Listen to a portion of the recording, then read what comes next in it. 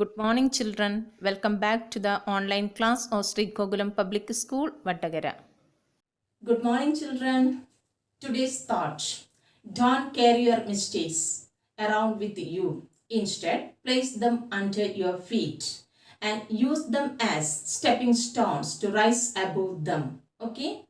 Now, we can start a new lesson from the social and political life. Okay? And the lesson's name: why do we need parliament?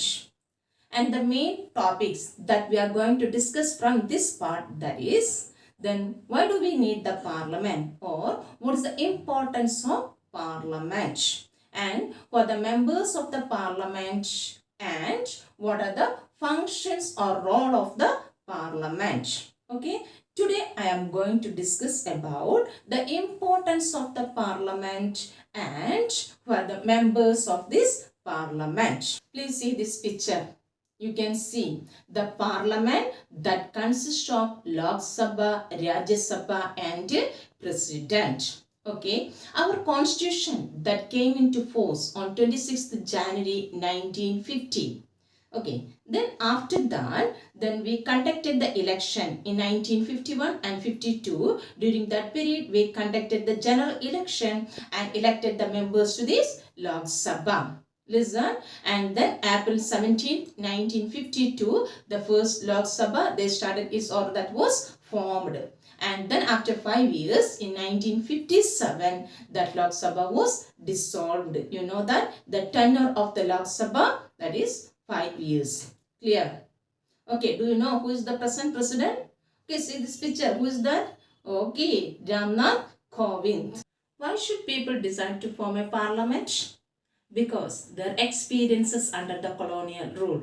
You know that India was under the British power for many years. And on 15th August 1947 only we got the freedom from the British. So the various groups of people, they participated in the freedom movement that we discussed in the history class. Do you remember that? Okay. Then the people, they did not have the right to question the decision taken by the British government. Listen, they did not have the right to criticize the government, and they wanted to follow the laws passed by the British government. So, the people, they decided they wanted their own government. Listen, that is why they decided to form a parliament. Clear? If they criticize the British government, what happened to them? They got the severe punishment. Okay, later many national movements were organized, and one of the most important movement, do you know that? That was formed in 1885, that was INC, Indian National Congress. Do you know who was the first president of INC? That was Vomesh Chandra Banerjee. And who was the founder of this INC? That was A.O. Hume. He was an Irishman. Then who was that? A.O. Hume. Okay, and then this Indian National Congress, they also demanded for getting more importance to the Indians in the legislative assembly or lawmaking body.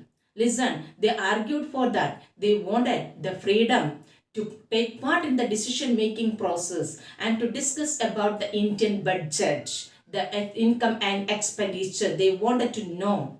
Listen, but the British government did not allow. At last year, the British government, they passed an act in 1909 known as the Government of India Act of 1909. As per that act, then some Indians, they got representation in the legislative assembly, but at the same time didn't get the right to vote to each and every citizen. Now we can discuss, then what are the dreams of Indians? Listen, then you all of you know that one. Listen, they suffered a lot under the British government. So the Indians, they wanted a new type of the government giving equal importance to each and every Indians. And they argued for universal adult franchise. What is meant by universal adult franchise? All the adult citizens, they want to get the right to vote. Okay, and they wanted to participate in decision making process, and the government as well as the government institution, then they have to work for the people. They have to understand the problems as well as the demands of the people and to work for the people. Listen, and they also argued for the formation of an independent democratic nation. Then after that, I told you already, informed you that one, in 1951 and 52, during that period, the first general election conducted. Listen, and then we formed the Lok Sabha. Listen, and the Lok Sabha, it consists of 545 members. Then we divided our country into different constituencies, 543 constituencies. Listen, and the people of these constituencies, they elected the representatives, and they elected 543 members to this Lok Sabha, and the 2 members, they are nominated by the president from Anglo-Indian community. Clear?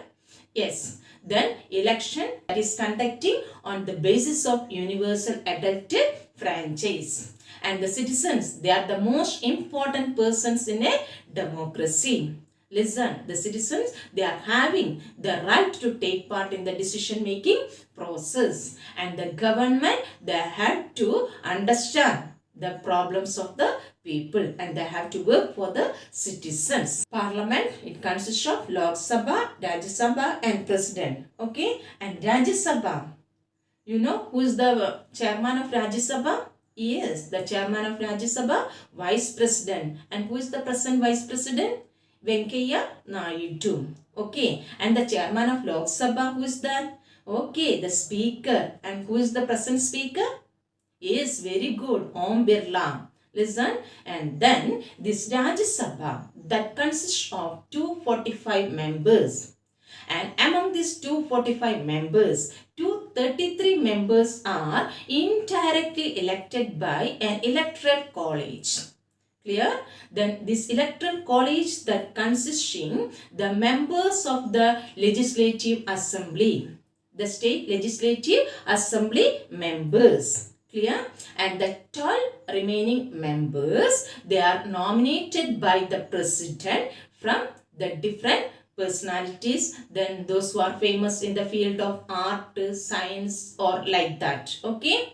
Then, did you clear this part?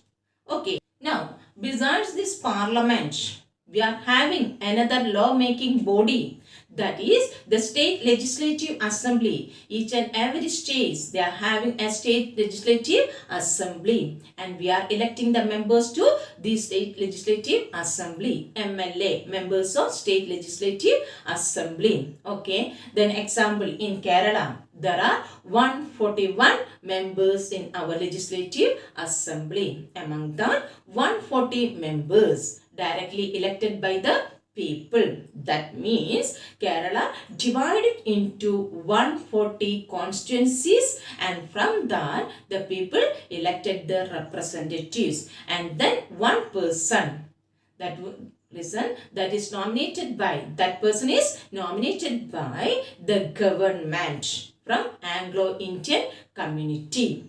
Clear? And besides that, we have the local self-government also. All of you aware that the coming December 14, listen, then going to conduct the election in the local self-government. And we are following the 3-tier system of Panchayati Raj. In that election, then 3 levels of the election conducting: district panchayat, block panchayat and village panchayat.